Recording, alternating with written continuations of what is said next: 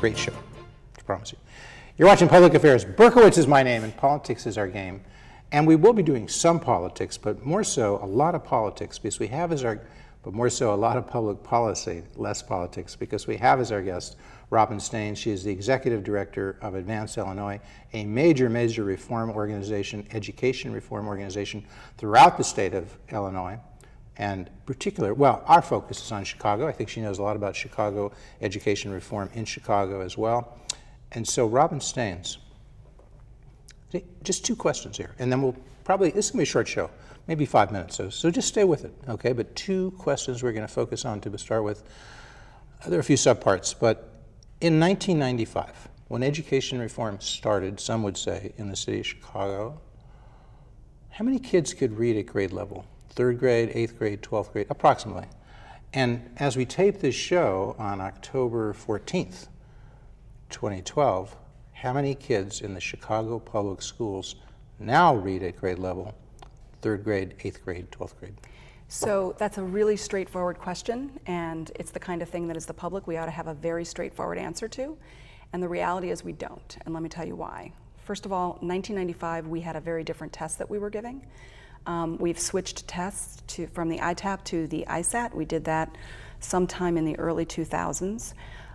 We then switched the cut scores on the ISAT sometime between the early 2000s and today.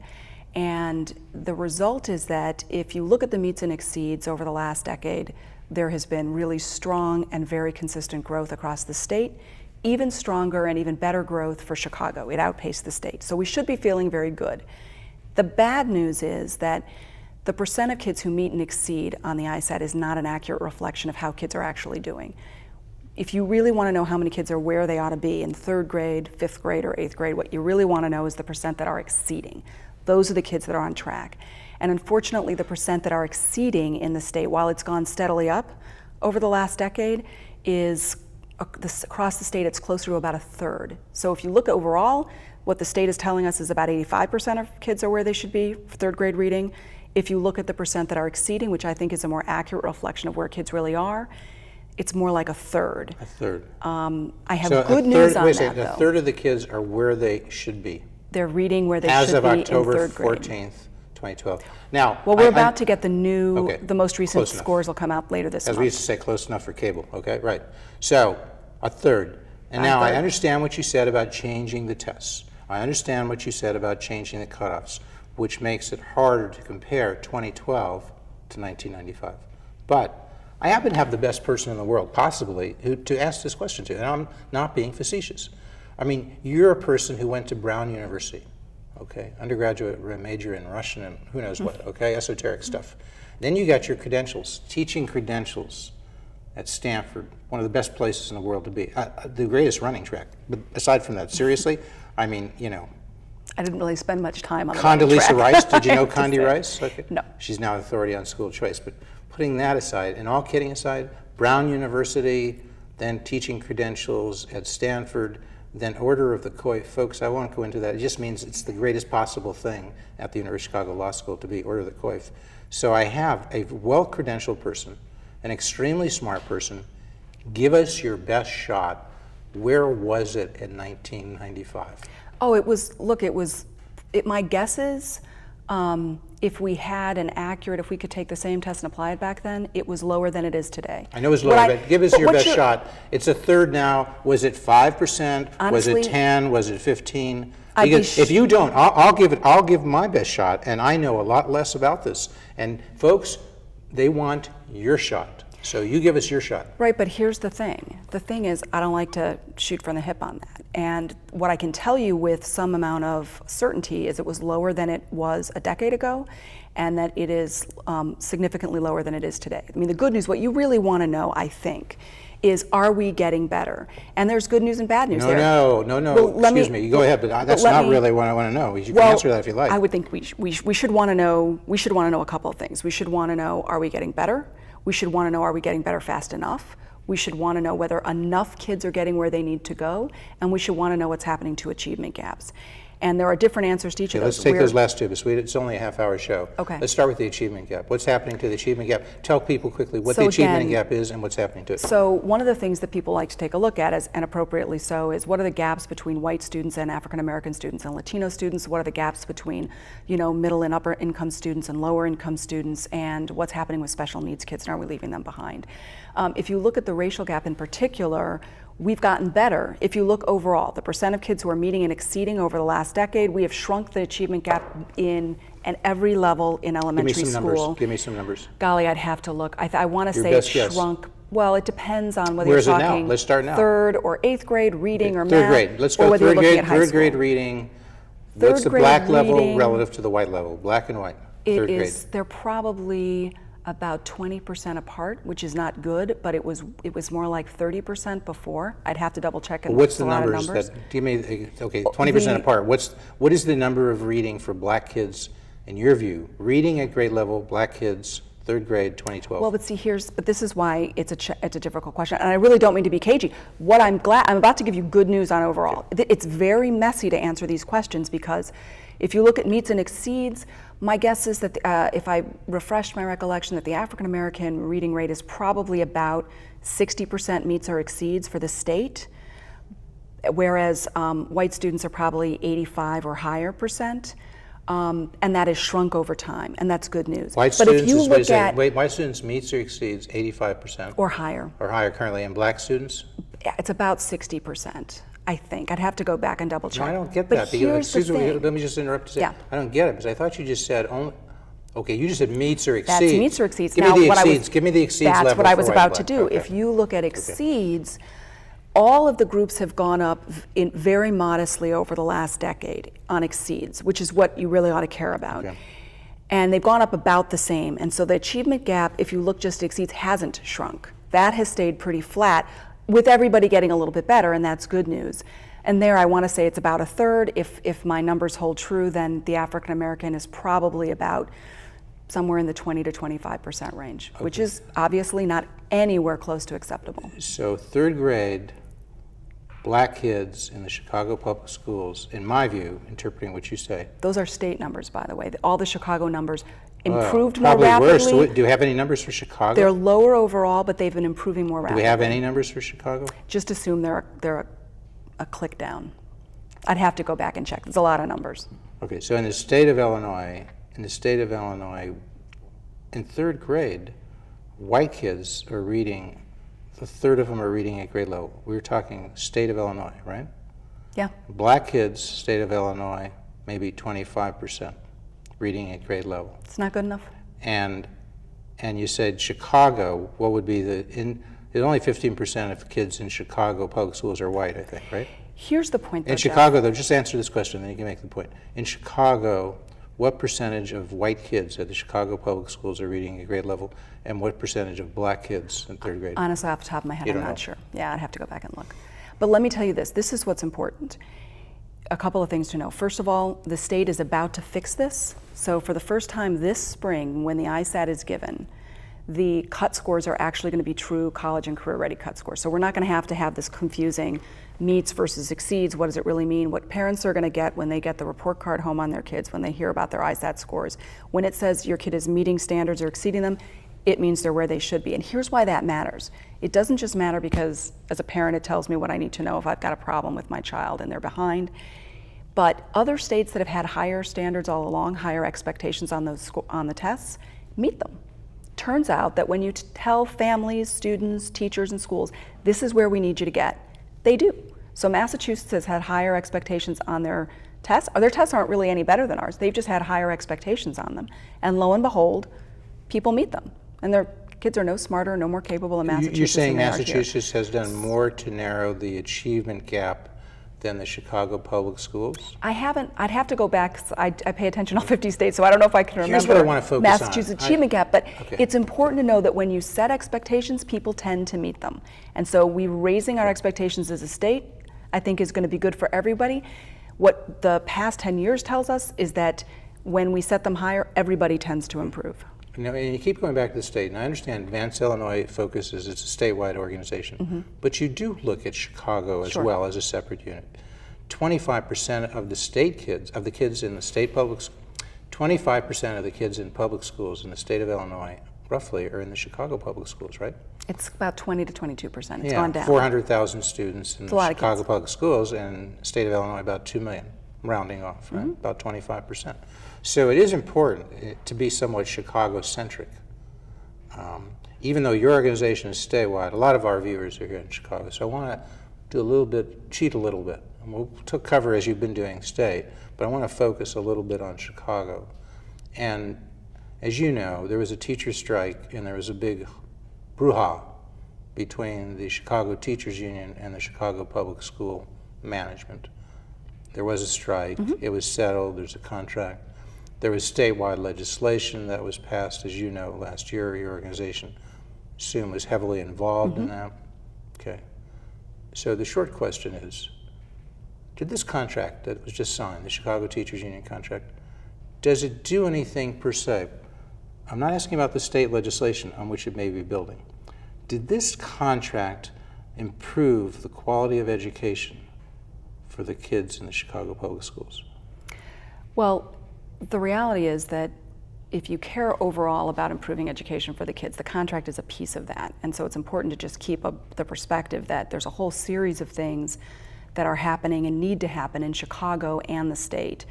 The contract addressed some of them, but only some of them. So I think, I just would want to be clear, the premise of your question, that this isn't the success of classrooms and kids in Chicago doesn't rise or fall just on the contract. No, but I want to focus on it just for a minute, because it was Yeah, no, reported, I'll it let me received answer, a lot but- of press. And you know what, folks? I watch a lot of TV. I watch Fox Chicago Sunday or whatever it's called. I watch 2, 5, and 7. I watch Chicago Tonight. I watch Carol Marine. Okay, trust me, I watch them all. If there's somebody talking about education, and those education people are reading or writing in the Chicago Tribune, Chicago Sun-Times, I haven't heard that question asked. Did you? Whether it's improved education for kids? I haven't heard somebody tell me over the last 2 weeks, did this contract improve the quality of education? And if so, how? Because if somebody did, if you're at 257 and 911, you write in and tell me, jbcg@aol.com. You can come right here and say, Jeff, you're a jerk because I made it clear. No. I promise you. So let me tell you. Did you hear somebody say that? My take on it, well, we actually put out a couple of statements with that precise point, which is forget who won or who lost, which is what people were more interested in. How does this play out for kids in classrooms? But so just remember, there's a lot going on in Chicago that matters. The contract is a piece of it. Within the contract, your organization put out Yeah. the contract, what the contract did. So let me And answer you're about your question. to tell me that. Okay. Yes. So within the pieces that are affected by the contract, there's a couple of good things, and then there's some stuff that I'm not as happy with from a kid's point of view. One, what's good is this is the first time that the district does have a significantly longer day and a significantly longer year, and we've needed to do that. We've needed to do that for a long time. Did the contract and do having that? that? Excuse me. No, that had to be codified in the contract. So that's actually a direct result of the. They had a choice? You mean they could have had 5.5 hours if they wanted? That could have been. Yeah, that would have been well, consistent with the state law. No change in time. There are minimums that everybody has to live with in the state. And what was the minimum? But it's set by law? I think it's 170 days, and I think you can't go below 5.5 or 5 hours and 45 minutes, something like that. It's a certain number of minutes. Weren't we in the grade school? We are now higher. We were at the state minimum, and we're now higher than that. And we've needed to be higher than that. Higher in terms of the length of the school day? Both the day and the year. So that's an improvement, you're saying, by the contract? So that's a good thing. Now, a lot's going to hinge, of course, on how that day and how that year gets used, how those minutes get structured, and how that plays out at the school level. But that's a change we've needed to have, and that's a set of work that's good that people are undertaking. The second thing that's good is, now again, this was more, the law had gotten us a good piece of the way there, but it's good to have it codified in the contract. We, for the first time, have new teacher and principal evaluations everywhere in the state. But Chicago has been the first district to adopt, and so, or one of the first, it's not the only one that has. So having that agreed to, having there be consensual language in the contract around that happening is a good thing. There was also some successes just in terms of keeping certain things out of the contract that didn't belong there. That the system has a lot of very difficult decisions to make around school closings. That did come up at various points as something that there should be language on in the contract. I think not becoming tangled in the contract was a good move and a good thing, because I think there's just a lot more information, discussion, planning, and plotting that's going to need to happen on that. What was challenging, in my opinion, and where I think there was a little bit of good news and some bad news, is there's a lot of insecurity on the part of teachers around employment. There are one way or another, there's going to be school closings. There's going to have to be financially. That leaves everybody very worried about job security, And so, on the one hand, if you're fiscally prudent, you're glad that the severance benefits, which were most teachers that were let go from a consolidated or a closed school got about 2 years of severance one way or another. That's down to 10 months. Given the financial challenges, I think they needed to right-size that. However, for the first time, Excuse me, but is that for anybody? If they've been teaching there one day, they get 10 months, or they've been teaching 20 years? My understanding is that's a flat rate, which is unusual. I mean, that's very different than how it would be handled in the private sector, as you know. And is that at that salary that they've been earning? It's more complicated. There's 2 different 5-month buckets that you're in. Part of that you would be getting your salary. Part of it you'd be getting a salary based on substitute teaching time. Let's just remind people the median salary in the Chicago Public Schools is about $70,000. So if you were to get your salary for 10 months, you'd be getting about $60,000, right?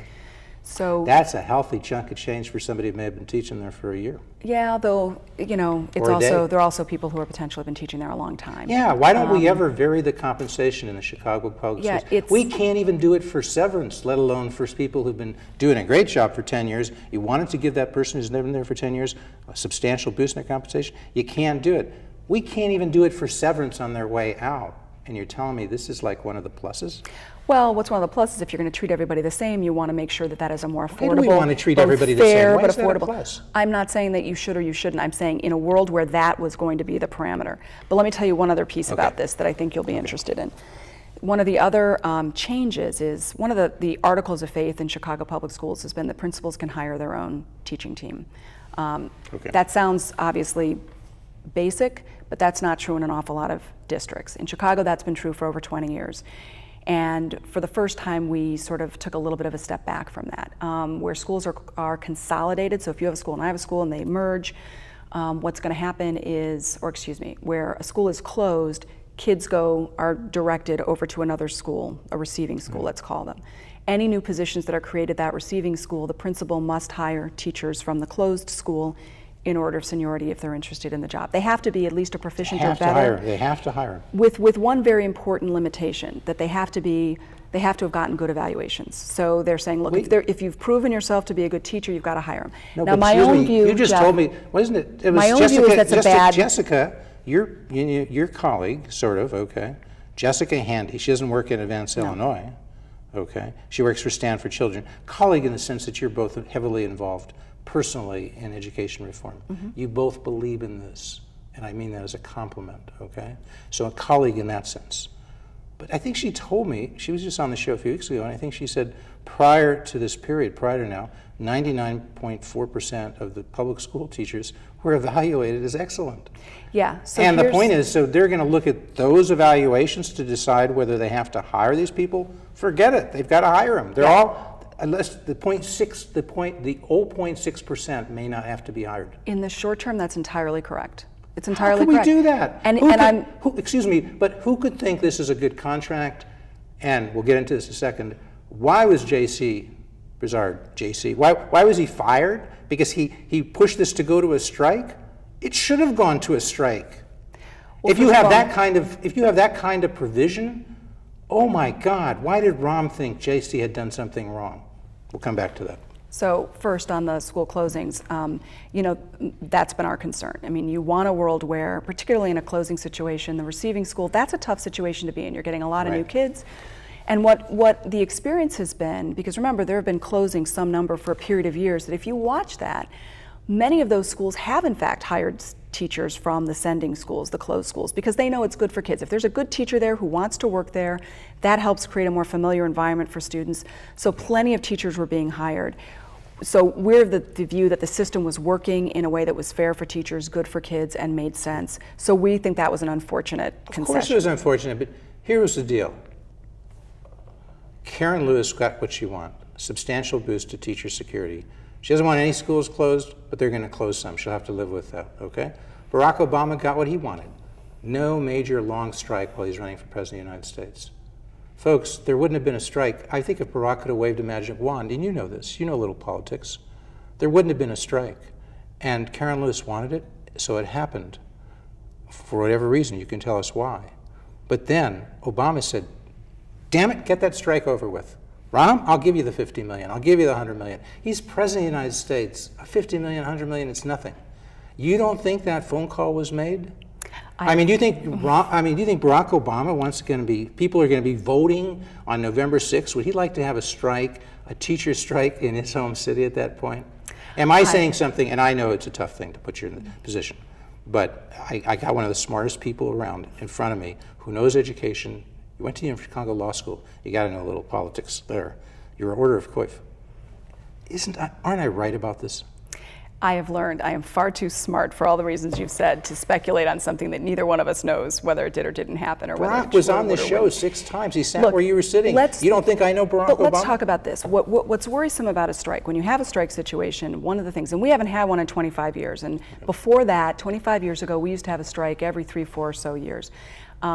If you are a parent like I am, if you are someone who cares about policy and the long-term health of the system, we all ought to hope and wish and pray that that is not the direction we're going in again, because it's not good for the system, it's not good for kids, because that's a situation where people who have choices, be they parents or teachers or principals, will choose elsewhere. And so nobody should be hoping for that.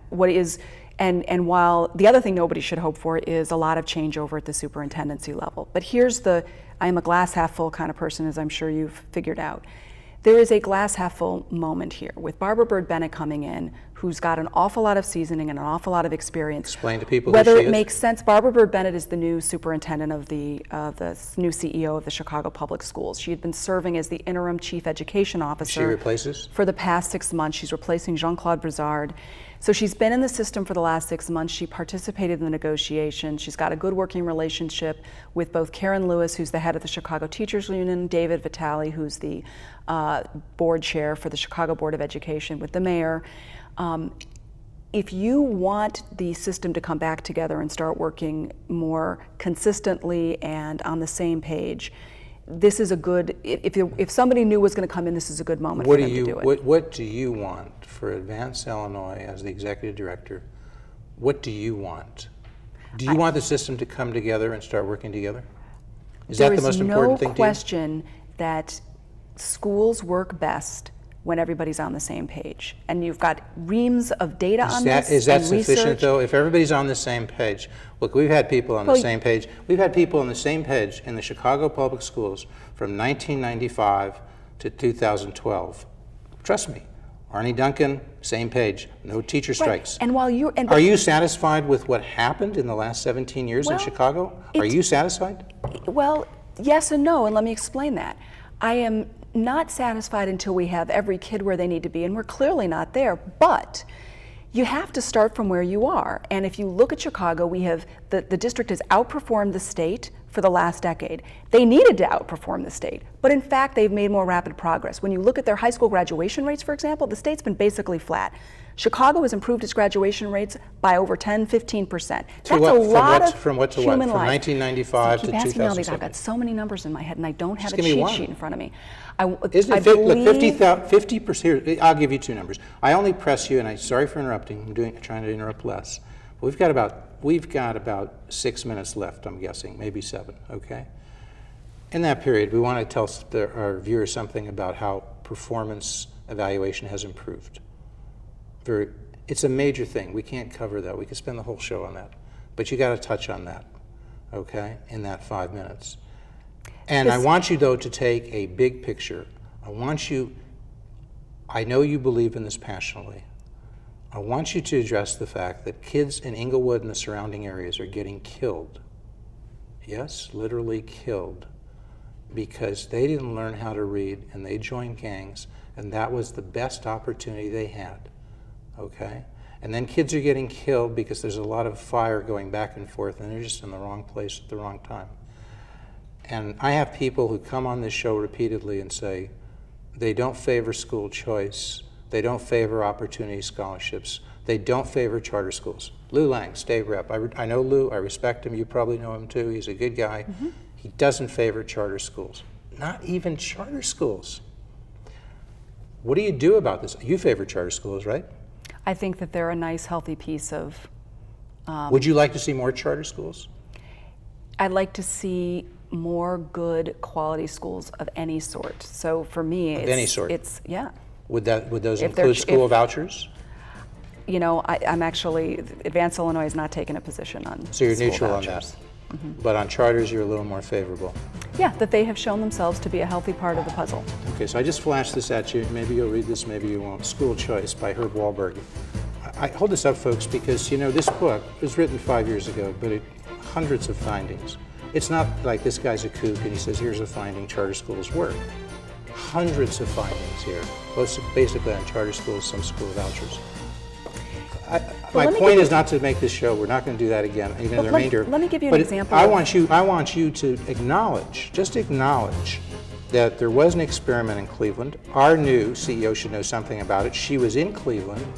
Cleveland had school vouchers. Did they work? Has anybody asked the lady? Not yet. Maybe she'll come on and tell us. Did they work in Milwaukee? Right, just up the road. Did they work in D.C.? Because Arnie Duncan and President Obama went there to close down a successful program. And I don't know what to tell. If I see a 6-year-old or a parent of a 6-year-old in Inglewood, and they say, Jeff, you've had this show for 15 years. Have you done anything to make it more likely that my kid will learn how to read? So, Jeff, I don't know what to tell them.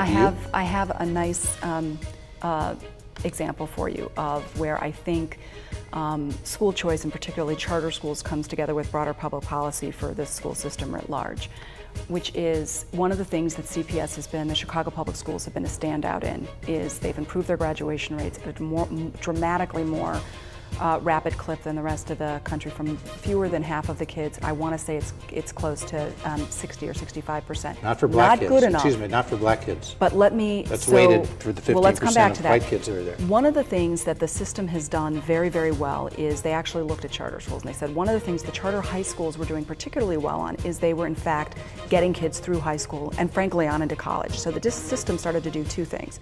It said, wow, what are they doing differently? And they actually hired somebody from the charter community in to run their post-secondary office to actually take some of the practices the charter schools were using very effectively and apply them to the district. And the result is that the district's graduation rate started to climb steadily. The second thing they did is they looked and said, you know, the charter schools seem to be doing a particularly good job getting their kids into college. And by the way, they're the only schools who are even monitoring and tracking whether their kids are going to college, where they're going and how they do. We ought to do that.